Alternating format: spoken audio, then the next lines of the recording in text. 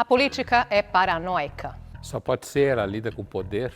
Paranoicos podem ter razão? Isso é o pior da paranoia, eles podem ter razão. Muita informação gera paranoia. Olha o mundo à sua volta, é claro, Vivemos cada dia com mais medo da tecnologia? e vai piorar.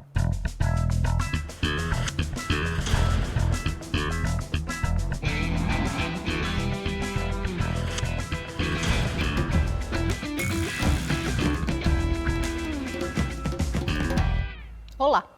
Será que meu celular está sendo rastreado? Tô sentindo uma dorzinha estranha, eu vou checar no Google o que pode ser. Onde será que meu filho está? Vou olhar no aplicativo.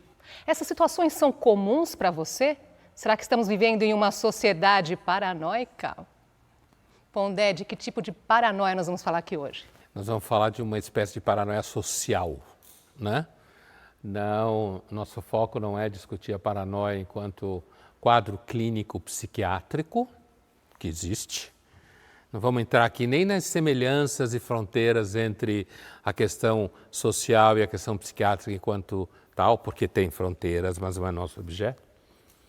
A paranoia que a gente vai discutir aqui é uma paranoia fruto das interações sociais do mundo contemporâneo. Por isso que você citou aí. Será, eu estou com dor nas costas, vou olhar no Dr. Google, sei lá, para saber qual é. Aí, de repente, vai dar lá que não sei quantos por cento de dor das costas pode ser câncer de pâncreas. Pronto, é isso que eu tenho. Acabou, né? Então, e pode ser, esse é o grande truque da paranoia. Porque a paranoia, ela pode estar errada, mas ela pode estar certa. Senão ela não funcionava como paranoia. Quer dizer, a pessoa cria um enredo na sua cabeça, mas que pode acontecer. E é claro que assim, bom, se você é uma pessoa que acha que, por exemplo, o presidente dos Estados Unidos dorme e acorda planejando te matar, provavelmente você está delirando, porque o presidente dos Estados Unidos nem conhece você, né? Agora, se você acha que de repente você tem um vizinho que olha esquisito para você, quem sabe o que passa na cabeça dele, talvez tenha algum dado de verdade nisso, né? Então é esse elemento, e aí que tem a ver com Freud mesmo, né? Quando ele está discutindo essa característica paranoica, é que a paranoia, o funcionamento da paranoia, e é por isso que no sentido social ela se alimenta de informação, como você falou aí, da busca de informação, né? Dos riscos que a gente conhece. Por quê? Porque a paranoia ela tem um certo parentesco com o conhecimento. Ela tem um certo parentesco, quer dizer, um certo parentesco com a recepção de informação, né? Com o consumo de informação. Então é justamente, poderia dizer assim, que a paranoia é uma prima de segundo grau do conhecimento, alguma coisa assim, é que o Freud vai chamar atenção para o fato de que há uma relação entre os dois. O mecanismo de estabelecer vínculos, supor relação de causa e efeito nas coisas que você vê em volta, acontece tanto no conhecimento quanto na paranoia. O nosso meio, né, ou melhor, o quanto o nosso meio contribui para o surgimento das nossas paranoias? Olha, a sociedade que a gente vive hoje, ela seguramente é bastante paranoica. Eu não quero entrar num paralelo que é sempre o pecado de quem quer fazer comparações entre passado e presente, então dizer, não, o mundo de hoje é muito mais paranoico do que era, sei lá, o ano 1203 na Europa, tipo Idade Média. Não dá para a gente fazer esse tipo de paralelo, porque inclusive não tem fonte, como falam os historiadores, né? Jornalistas também usam essa expressão, não tem fonte para você conseguir estabelecer o paralelo. Mas é razoável imaginar, por exemplo, eu cá acabei de dizer que não tem fonte e acabei de lembrar de uma fonte, que é o seguinte, que é, você tinha pessoas que escreviam cartas para inquisidores ou para padres, figuras de notório saber, digamos assim, na época, perguntando sobre sonhos que tinha, pedindo que o padre, ou seja lá o que for, dissesse se era possível que aquele sonho tivesse sido motivado pelo demônio ou não. Então é possível que a gente imagine formas paranoicas. Será que é o demônio? Será que não é?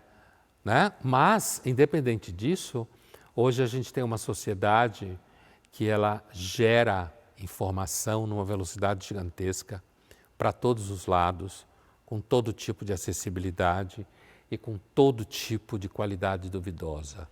E esses elementos, associado ao medo atávico que a nossa espécie tem, porque a gente é frágil, né?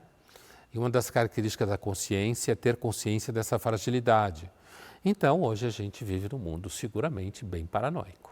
Olha só, Pondé, Finlândia, Dinamarca e Islândia aparecem há anos como os países mais felizes do mundo. A Islândia, terceiro país mais feliz do mundo em 2024, tem o maior consumo de antidepressivos na Europa.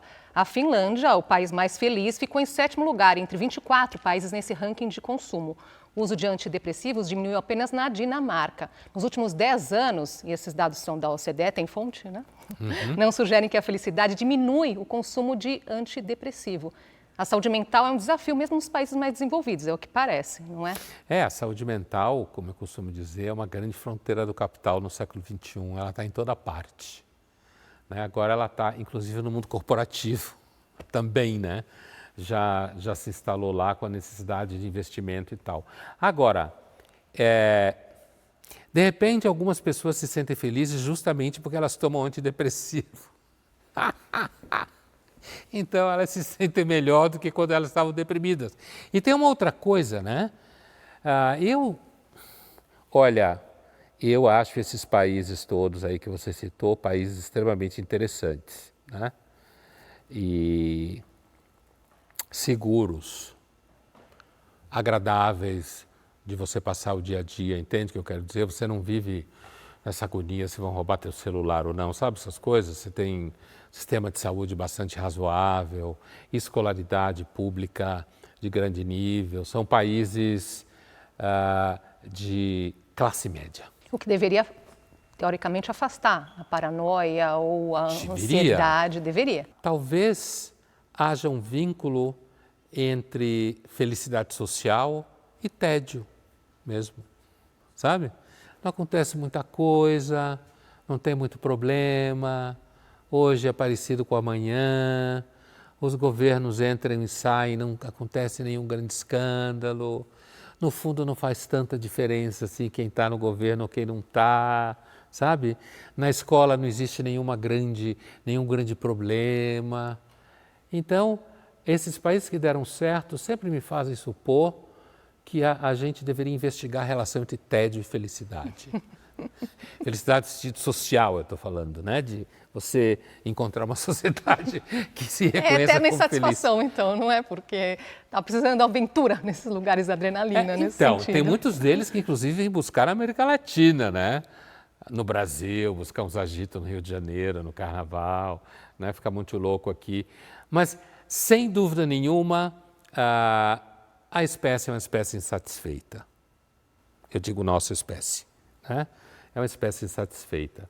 E também quando você tem um tipo de vida em que não tem muito desafio, sabe? Você vai ser classe média a vida inteira, você vai ganhar mais ou menos a mesma coisa, você vai fazer as mesmas coisas que quase todo mundo faz. De repente, isso produz uma depressão generalizada mesmo. Tem um personagem do canal Parafernália no YouTube que é paranoico. Neste caso, é um transtorno mental. Vamos ver. Prontinho, aqui estão paracetamol, ibuprofeno, diclofenaco, carbonato de cálcio, alprazolam. Maravilha. São pro seu avô? Não, Avó? é pra mim, cara. Olha, a menos que você seja o Benjamin Button, eu não sei que tipo de problema você teria para precisar dessa medicação aqui, não. Olha só, meu amigo, eu só vim aqui buscar esse comprimido porque falaram que com você é mais fácil. É só você me dar, eu vou tomar um comprimido, um copo d'água e vou sair pelo corredor. É só um... Qual o seu problema? Eu sou hipocondríaco. Tá. Eu sou hipocondríaco quando eu caí na besteira de assistir um programa sensacionalista que tinha um cara que era uma esponja de doença. E a chance de pegar essa doença é de 0,001%. E eu com certeza peguei. Meu querido, olha pra você. Você é bem saudável. O único problema que você tem é na cabeça. O que tem na minha cabeça? Não tem nada. Não, você falou cabeça! Eu falei, mas não é físico, Você falou não. cabeça porque o senhor viu alguma coisa, doutor. Eu tô sentindo aqui agora, o senhor é bom. Eu tô com um tumor aqui atrás. Aqui Cara, tem isso um- faz parte do seu crânio. Faz parte do meu crânio. Eu nasci com isso? Nasci. Então eu vou morrer logo, porque se isso nasceu comigo, o câncer tá não tem nada a devastando. ver com o outro. Meu Deus. Você não tá me levando a sério. Não tô. Eu tô infartando do pulmão. Não tá. Tá me faltando ar, ausência de ar. Não tô, doutor. Doutor, quando eu tinha 15 anos, assisti um filme de um garoto que tinha um câncer no cérebro, doutor, e eu peguei um câncer de gordura. Eu ranquei meu siso, meu primo falou, vai nascer o quinto, e nasceu. Nasceu o quinto siso, eu assisti Demolidor e fiquei 3 dias cego, Mãe doutor. ganhou superpoderes e combateu o crime. Não, que eu tô vendo sombreado até agora, meus olhos entortaram, doutor, me ajuda. Porra, que isso, cara? Aí, melhorou, tá vendo? Nada como uma dose de realidade para tirar ele do delírio. É claro que isso é uma cena de humor, né? O caso do sujeito, ele vê coisas e a partir disso ele acha que está relacionado a ele. Isso nos leva a uma característica da condição paranoica mesmo.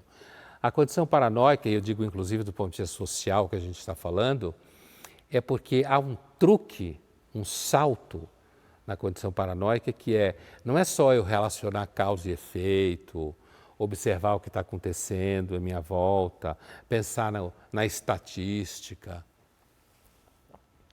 é achar que de alguma forma isso está relacionado a mim. Qual a distância entre os riscos reais e imaginários? Se alguém soubesse disso, não existia paranoia. O programa acaba por aqui?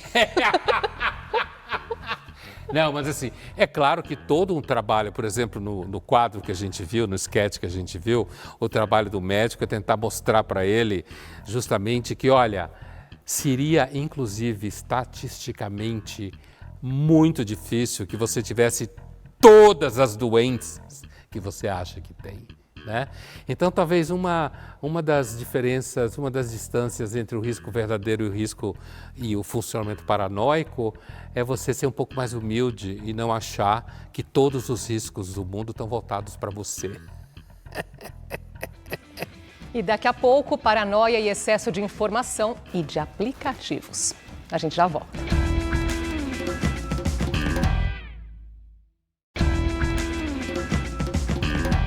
Voltamos a conversar sobre paranoia e como ela impacta o nosso dia a dia.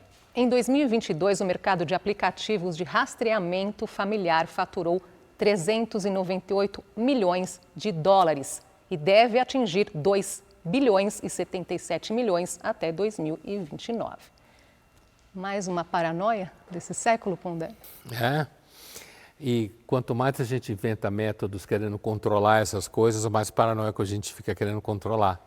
Eu acho que esse vínculo da paranoia com essa questão de aplicativos, crescimento de aplicativos e tal, e os riscos que eles geram, sabidos, inclusive para a saúde mental, inclusive saúde mental dos mais jovens e tal,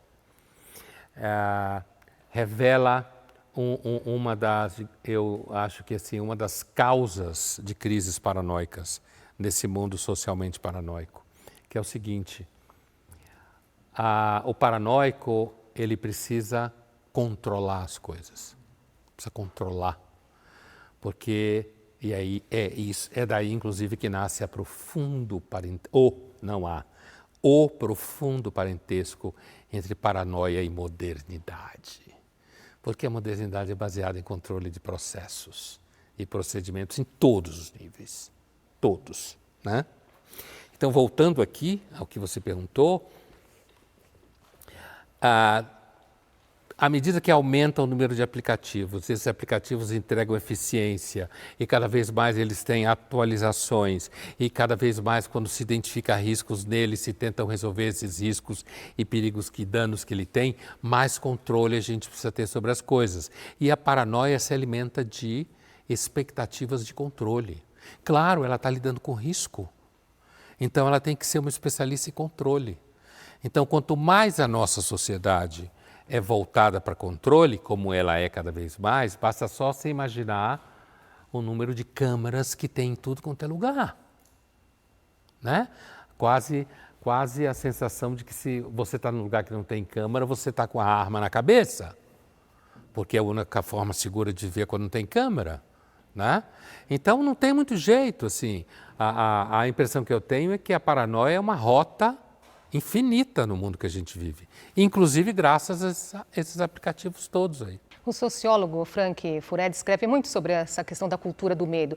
Já escreveu também sobre paranoia parental. Ele cita várias preocupações dos pais, inclusive, consumo, segurança, internet, saúde. E fala também do desafio dos educadores, que sempre lidaram com crianças bagunceiras, mas hoje têm de lidar com pais difíceis e ansiosos, não é, Ponder? Não resta dúvida que uma das populações em que essa paranoia social aparece, que não estamos discutindo aqui a paranoia do diagnóstico psiquiátrico, até pode chegar lá, mas não é nosso objeto aqui, essa paranoia social aparece justamente na relação de pais com crianças. Primeiro que tem um só, normalmente um filho só, ou 2 no máximo, normalmente 1. Quando você tinha 10 filhos, você nem sabia o nome deles, não sabia signo, né? Não sabia onde eles estavam o tempo todo, né? Hoje você tem um só, então toda a paranoia dos pais está depositada em um só, coitado. Você consegue controlar mais, que era aquela questão que você estava falando. Exatamente, o coitado é o único que ele controla. Porque essa questão da ansiedade, receio dos pais sempre existiu, não é novidade, mas as preocupações dos nossos avós eram outras. Sim, brincava-se na rua. E tem uma coisa assim, tinha menos risco, ou se tinha menos sensação de risco, ou se tinha menos informação sobre risco, ou provavelmente eles vão dizer que tinha menos risco mesmo. Né? Você podia andar, criança podia andar mais fácil de ônibus, você tinha... Hoje, a sensação que tem é de que cada mulher que entra num vagão do metrô vai ser assediada. Então, assim, o aumento do conhecimento que a gente tem hoje, o aumento da circulação do conhecimento em relação aos pais, os pais têm mais informação, menos filhos, certo? Muitas vezes não conseguem ficar com os filhos ao longo do dia, porque os dois trabalham, precisam trabalhar, e aí eles, inclusive, deslocam a expectativa paranoica em relação à escola. Tem uma relação bem paranoica, né? No sentido de que se a escola está fazendo certo, se a comida está certa, se o açúcar está certo, se a professora andou falando alguma palavra que deixou meu filho se sentindo desconfortável, tudo isso gera paranoia. Então, pai de criança em idade escolar é uma das populações mais paranoicas que existe hoje. Conversamos com algumas pessoas sobre o medo e as preocupações da sociedade moderna. Vamos ver. A gente se torna paranoica. Na verdade, eu me cobro muito, em todos os sentidos, né? Principalmente no meu filho, eu acabo me cobrando. A alimentação dele, eu gosto de acompanhar, gosto de fazer o cardápio, eu gosto de fazer tudo isso. E eu acho que nada é questão de ser tão paranoica quando você se torna mãe. É questão de cuidados. Meu filho tem 7 meses e nunca teve uma gripe. Sabe? E eu me sinto muito orgulhosa por isso. Porque eu sinto que tá tendo os cuidados que realmente tem que ter. Hoje, nas minhas redes sociais, eu recebo todos os dias casos de abuso. Recebo todos os dias casos absurdos de pais, de mães, de madrastas, de padrastos que fazem coisas absurdas com crianças. Lá em casa tem câmeras, né? Eu amo as meninas que trabalham comigo e tal. Mas a gente não acaba confiando. Eu acho que não é o mesmo cuidado, eu acho que não é o mesmo amor, eu acho que não sei, tipo, eu não confio. E tenho muito medo, de verdade. Então, todas as vezes que eu chego em casa, eu sempre gosto de olhar o corpo do meu filho. Sempre gosto de ver como é que tá. A gente nunca sabe. Talvez seja uma queda, talvez seja alguma coisa, alguma pancada, ou apertar. Por mais que a gente conheça o ser humano, mas cada dia que passa, a gente não conhece o ser humano. Vocês podem ver aqui, ó, isso aqui é um estoque auxiliar. Né? O que é um estoque auxiliar? Olha, é essencial você ter um estoque, pelo menos, 3 meses dentro da sua casa. Você não sabe qual é a prevenção, se você vai perder um trabalho, o que possa acontecer.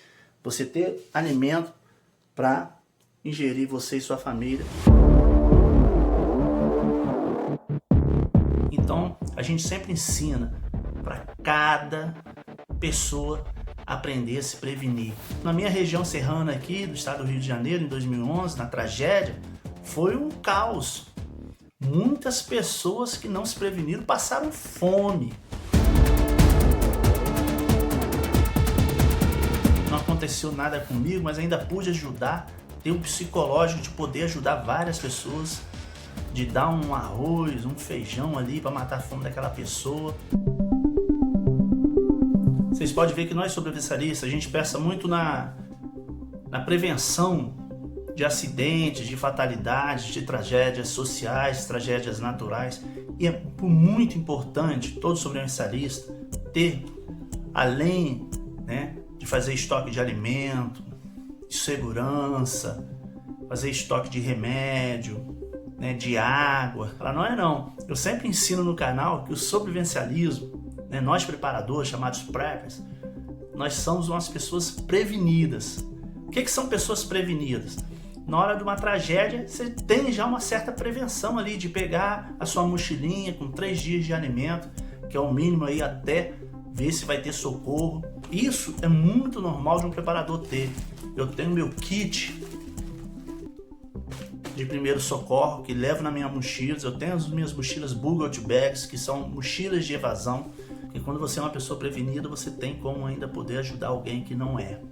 Então, assim, se todo mundo, uma grande parte, pudesse fazer parte dos sobrevivencialistas, por isso que está aí que a gente está vendo as coisas que estão acontecendo no mundo afora. Quanto mais pessoas prevenidas, menos sofrimento elas vão ter. Olha, acho que uma palavra-chave dessa conversa aqui hoje foi prevenção. E aí, tem um detalhe importante dentro do escopo que a gente está refletindo, é que eu falei há pouco que a modernidade tem um dos traços dela é uma certa vocação à paranoia, né? Eu falava do controle, que aparece muito na fala da mãe, né? É porque, assim como a modernidade, um dos seus pilares é a noção de controle, uma das formas do controle se manifestar é o controle preventivo. E a nossa sociedade, ela é movida a uma noção científica de prevenção. Basta pensar em medicina preventiva. A noção de medicina preventiva como uma medicina, exames preventivos. É claro que o Brasil é um dos países do mundo onde se faz mais exame médico preventivo, né? Isso não é comum em todos os países do mundo, mas entre nós é.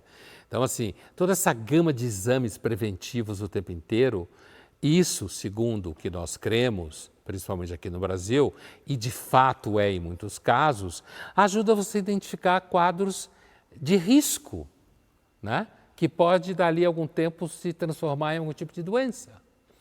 Então, veja que essa estrutura paranoica de fundo da modernidade faz parte da sua normalidade, da operação normal dela, que é você prever riscos e tal. Que nem o nosso amigo que viu a tragédia que aconteceu em 2011, ele me lembra aquelas figuras da Guerra Fria nos Estados Unidos, que tinham aqueles bunkers, que tem até filmes engraçados sobre isso, que depois de um tempo o cara sai do bunker, assim, que eles viviam lá dentro e ali tinha tudo que você imaginar de seguro, né? E tem gente nos Estados Unidos até hoje que faz esse tipo de coisa. E não é que ainda existe a Guerra Fria, mas é que alguma coisa ruim pode acontecer. E você diz, não, ele não é paranoico, ele só é prevenido. Mas a verdade é que aquela experiência de 2011 aparentemente disparou nele uma lógica, e essa lógica é: outras tragédias podem acontecer, como a pandemia, né? Outras tragédias podem acontecer, então, portanto, por que eu já não começo a me prevenir? Ele já viveu uma situação, né? É isso aí. Então, daí isso dispara gatilho, como se fala hoje em dia, e daí ele começa a guardar coisas, e o que é passível de ser observado nesses processos é que aquilo que eu considerava até ontem suficiente como prevenção, talvez a partir de amanhã eu considere que não é mais suficiente como prevenção. E nas redes sociais, será que meus seguidores ainda me amam? O medo do cancelamento pode virar paranoia? É aquele tipo de paranoia que, no fundo, é a paranoia que faz com que o vendedor tenha medo de que esse mês ele venda menos do que no passado. Né? E aí você vai vendo, quando a gente vai juntando as pecinhas, pobre modernidade, ela não tem como escapar da paranoia. Menos likes. Menos likes, vou ser cancelado, vou perder patrocinador, está caindo o índice de engajamento. Assim como um vendedor que não está conseguindo vender, está vendendo menos do que o mês passado e, portanto, vai ganhar menos comissão. O mundo moderno se alimenta de paranoia o tempo todo. E no próximo bloco, e a política é um território paranoico? A gente volta já.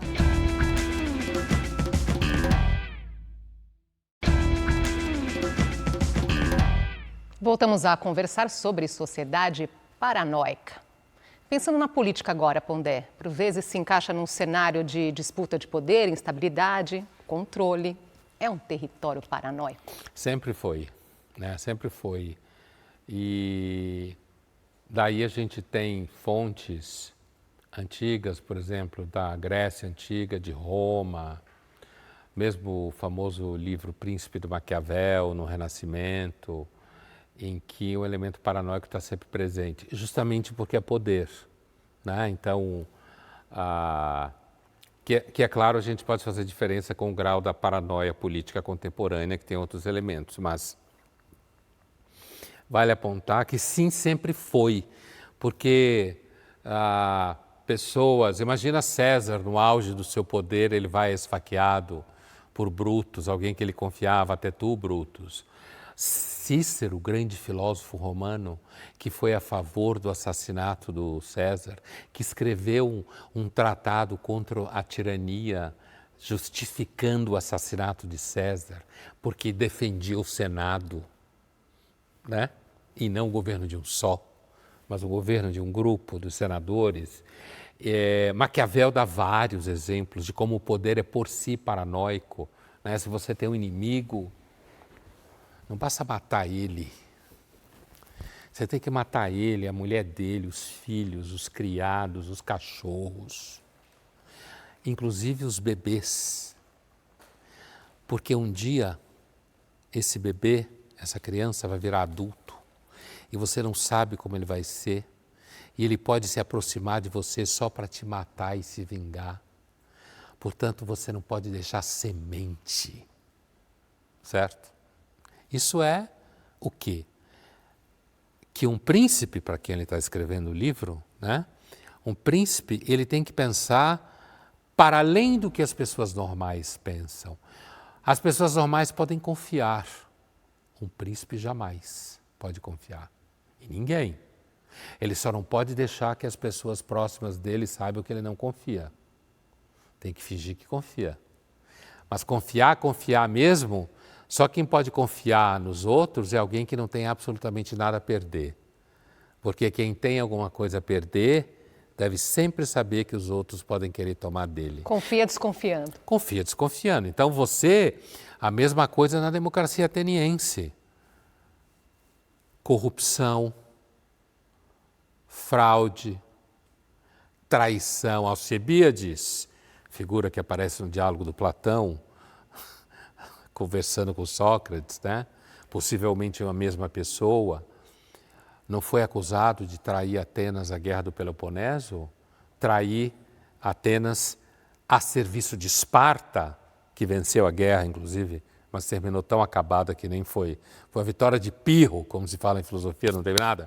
Mas Alcibíades foi condenado, foi acusado de ter traído. Então, na política, por definição, você não pode confiar em ninguém.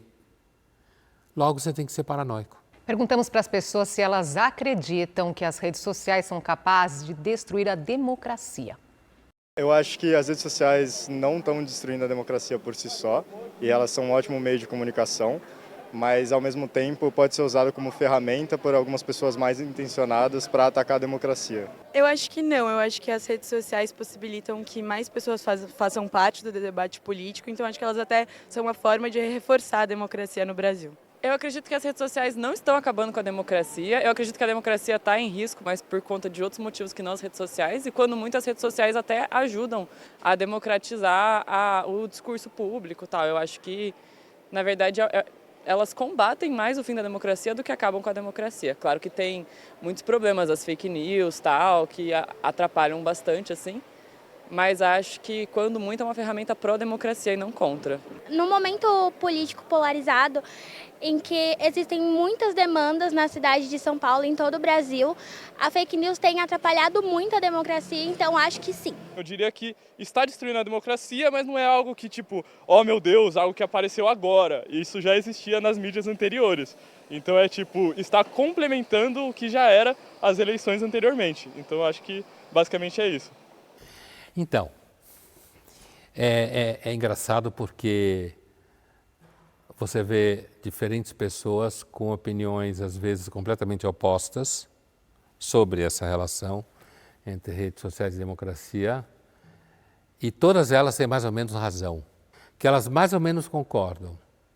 A gente percebe que elas entendem que as redes sociais, na realidade, elas fortalecem a democracia, elas têm espaço, elas dão espaço para fake news, elas dão espaço para alguns discursos problemáticos, mas que, digamos assim, o efeito positivo das redes sociais é maior do que o efeito negativo. Tem esse último entrevistado que acha que sempre foi assim mesmo, né?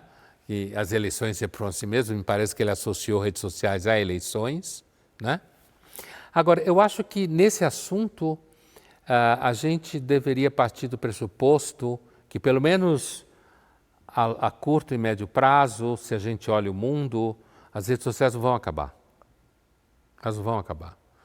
E um dos principais usos que pessoas fazem de redes sociais de modo engajado é para a política. Mas a verdade é que as pessoas que se engajaram em política ao longo da história sempre se engajaram de uma forma dura, entende? Militante, quem se engaja em política, né? Sempre quando pessoas discutiram política, sempre discutiram de forma engajada, com a intenção de ganhar a opinião do outro, de convencer convencer o outro do que você pensa. E as redes sociais fazem isso numa escala gigantesca. Agora, instigar o medo leva a uma sociedade paranoica e até mesmo ao impulsionamento de candidaturas, no mínimo, bizarras. Você sabe que tem um filósofo israelense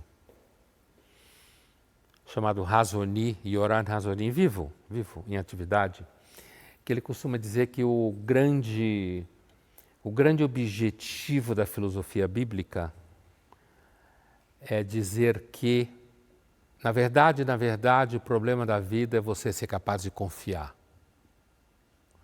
Você precisa encontrar algo em que você confia, ou alguém ou alguéns em que você confia. Você não pode confiar no mundo se não te ensinaram a confiar no mundo.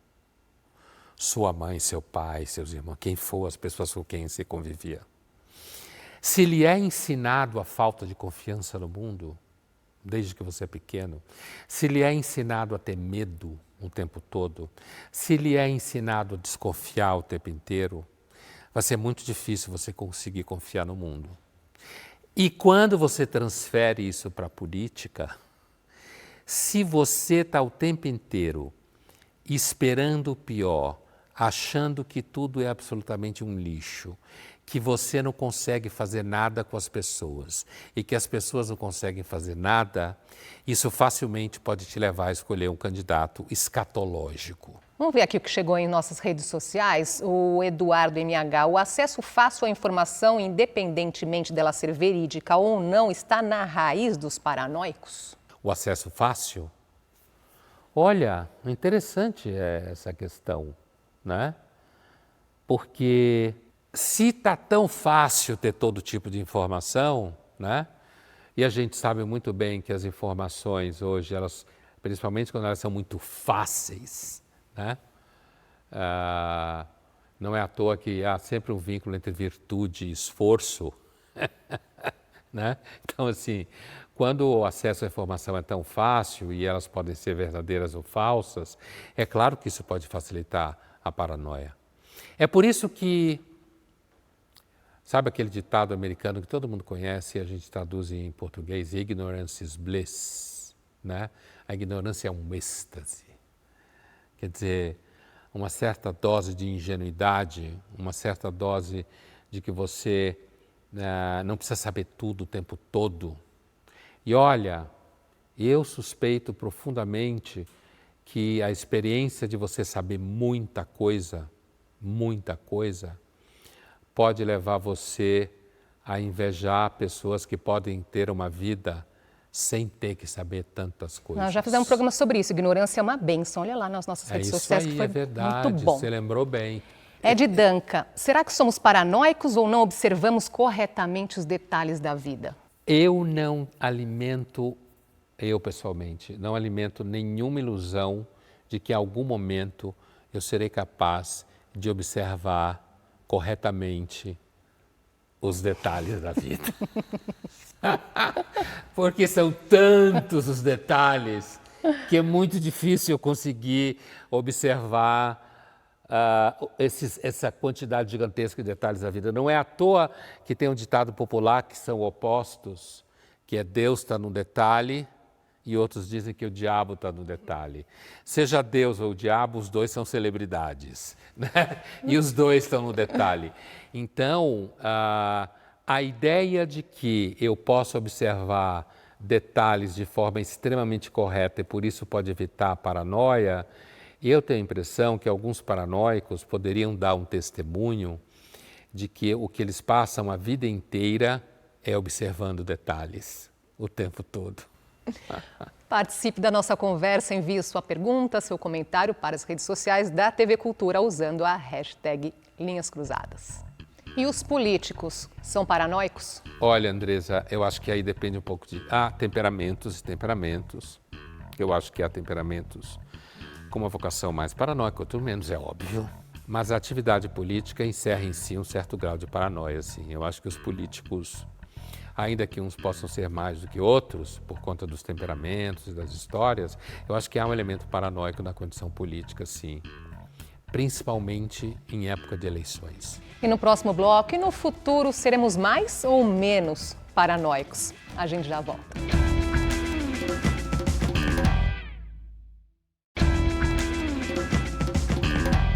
Voltamos a conversar sobre as nossas paranoias. O que o futuro nos reserva? Pondera a relação entre pessimismo e paranoia? Olha, eu acho que é bem possível se fazer uma relação, sim. Inclusive porque o sofrimento paranoico está sempre associado a alguma coisa ruim que vai acontecer de algum modo, né? É claro que alguém talvez não chame de paranoia, mas, por exemplo, determinados caras que acham que a colega de trabalho dele está afim dele e ela não está, é uma espécie de paranoia. Só que a gente não chama de paranoia, né? Aí, no caso, é uma paranoia que para ele é otimista. Ele está achando que o mundo está afim dele. Mas a paranoia comum, inclusive no sentido que a gente vem falando hoje no nosso programa, quer dizer, essa paranoia social, ela tem um elemento de pessimismo, sim. Porque o paranoico, de alguma forma, está sempre esperando o pior, né? Sempre o pior. Por outro lado, nunca se vendeu tanto otimismo, pelo menos a busca por ele, né? Isso eu acho excepcionalmente fofo na nossa época, especialmente fofo. Essa é uma questão, assim, que eu não sei se daqui 500 anos, primeiro vai existir espécie sapiens, né? A gente não sabe no pé que as coisas vão, mas imaginando que vai existir, ou mesmo daqui 800 anos, e se eles derem alguma importância para a nossa época, que às vezes eu acho que eles vão continuar dando mais importância para o Império Romano do que para nós, mas se eles derem importância para a nossa época, talvez uma das coisas que chame a atenção aqueles que forem da área psicológica, né?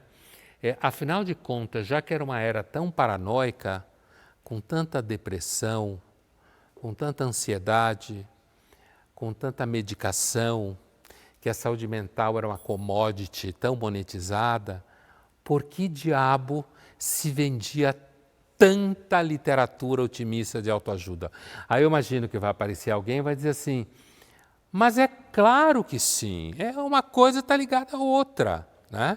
Se você está vendo um período em que as pessoas se sentem tão mal, tão ameaçadas, têm dificuldade de estabelecer relacionamento, acha que o mundo é um lugar inseguro, que não é um lugar para você botar gente no mundo, que não se confia mais em nenhum ordenamento político, que as pessoas podem ter razão. Uma das piores coisas que a gente pode imaginar acerca do mundo é que os pessimistas tenham razão. É uma das piores coisas que a gente pode imaginar. Pondé, um estudo da Universidade de Bath, no Reino Unido, feito em 10 países, mostrou que 45% dos jovens com idades entre 16 e 25 anos se sentem tristes, assustados e ansiosos quando pensam no futuro. Paranoia ou realidade? É a pior parceria que existe na vida, é quando a paranoia e a realidade trabalham juntas. E é muito comum isso acontecer, né? Mas assim... Não, há vários, inclusive, estudos, né? É muito interessante porque o conhecimento, a gente falava disso no começo, o conhecimento, ele facilmente alimenta a paranoia. A gente já falava desse parentesco, até no Freud, né? Desse parentesco. Então, quanto mais se publica pesquisa mostrando que os jovens têm medo do futuro, mais os jovens se reconhecem naqueles que têm medo do futuro, e mais isso alimenta o medo do futuro que eles têm. E citam muito a questão das mudanças climáticas, né? Isso seguramente não era uma coisa, sei lá, há 20 anos que impactava. Isso é uma coisa que impacta principalmente jovens de regiões mais modernizadas, com mais informação, inclusive regiões em que jovens não precisam vender o café da manhã para comer o almoço. Mas a ideia de que o futuro é perigoso hoje em dia para os jovens tem vários motivos. Primeiro, o mundo está tão achando que eles valem pouco que resolveram tê-los pouco. Que a solução que as pessoas encontraram para se relacionar com os jovens é não fabricando eles. Certo? Foi uma solução radical, mas é uma solução para quem olha os detalhes, né? Depois, porque você tem um certo transtorno nas relações de produção. No trabalho. Você não sabe até que ponto você terá transformações radicais nos mecanismos cognitivos de produção de conhecimento, que destrua muitas profissões. A inteligência artificial, então, entra nesse contexto, Sim, não é? Vou perder meu emprego, ela vai controlar minha vida, vai tomar o meu lugar. Exatamente. Vai fazer tudo melhor do que a gente faz e, mesmo que existam quadros profissionais que lidem com isso, no nosso caso no Brasil, que tem um sistema de educação lixo, uma classe política delinquente e uma elite econômica absolutamente indiferente ao destino do país, na sua maioria, você dificilmente no Brasil consegue produzir um número suficiente de jovens que saibam coabitar, como se fala, com a inteligência artificial do ponto de vista produtivo, né? Existe o medo, claro, do problema climático, né, do que pode acontecer. O mundo já esquentou e esfriou muitas vezes. A diferença agora é que o processo está acontecendo muito rápido e, muito provavelmente, como fala a ciência, está ligado à atividade industrial dos seres humanos. E a atividade industrial é a grande chave da modernização. A grande chave. Vamos ver um trecho do filme De Olhos Bem Fechados, direção de Stanley Kubrick, com Tom Cruise e Nicole Kidman. I first saw him that morning in the lobby. He was checking into the hotel and he was following the bellboy with his luggage to the elevator. He glanced at me as he walked past, just a glance. Nothing more.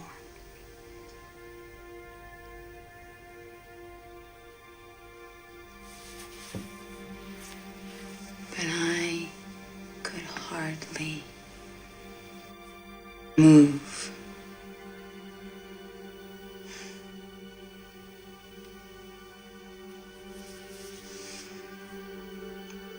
That afternoon, Helena went to the movies with her friend, and you and I made love.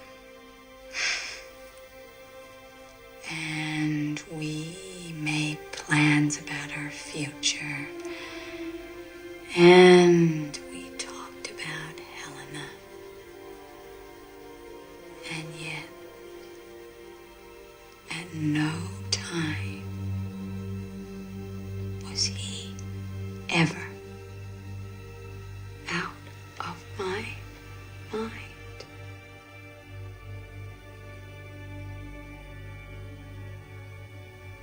And I thought if he wanted me,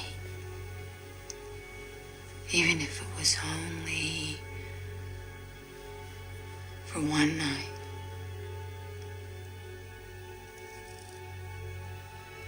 I was ready to give up everything. Pois então, como queríamos demonstrar, né? É claro que essa cena, esse filme, mas essa cena está inscrita num dos territórios mais paranoicos que existe na relação entre as pessoas. No caso é de um marido que está escutando uma mulher falando que viu um cara no lobby de um hotel e que se ele quisesse ela por uma noite, ela abandonava tudo, ele, o marido, a filha, para ficar com o cara, mesmo que depois ele largasse ela, ou seja, dizendo claramente que ela jogaria tudo para cima para transar uma noite com o cara, né? Esse tipo, então, é uma cena claramente que lida com a paranoia. Assim como, normalmente, a relação não seria assim, eu digo, no caso de uma mulher ficar paranoica com o homem, aí é o homem ficando paranoica com desejos da mulher, digamos que ela deu razão suficiente para ele ficar paranoico, né? Na realidade, ela defendeu um doutorado na frente dele de como deixar um cara paranoico.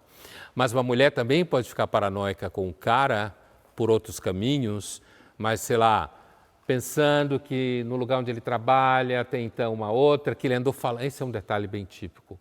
Você anda falando muito de fulana. O que tem essa fulana? Se não falou com ele, pensou na cabeça. Ele anda falando muito de fulana, né? Lá do trabalho onde ele está, muito entusiasmado quando fala dela. Então a paranoia, que é que o Machado fez? A paranoia entra em ação. É muito claro. E nesse caso, a informação está dada. Se ela tivesse tido esse devaneio, que no final dá tudo certo no filme, né? Dando spoiler, mas o filme não é novo, né? Ela chama ele para transar e tira ele da paranoia depois de toda uma história, né? Mas assim, se ela tivesse inclusive tido esse delírio, esse tesão por esse cara fardado, uniformizado, e ela não tivesse contado para ele, ele não teria passado pelo que ele passou. Então, é evidente que ninguém precisa saber tudo o tempo todo. E que se Deus, como diz o Descartes, dizia, né, já morreu no século XVII, se, como dizia o Descartes, se Deus nos deu o intelecto limitado, que a gente tem que se forçar para conseguir melhorar o conhecimento, só ele tem um super intelecto, se ele nos deu um intelecto limitado, é justamente para você não precisar passar por situações como essa. Ela devia ter ficado com o delírio dela, o cara foi embora, a vida seguiu, e ele não ia passar por tudo que o personagem vai passar ao longo do filme, e não teria ficado desesperado, achando que no fundo, ela tinha acabado de dizer para ele que ele era, sem nunca saber, o plano B. A gente fica por aqui. Obrigada pela sua companhia e até a semana que vem.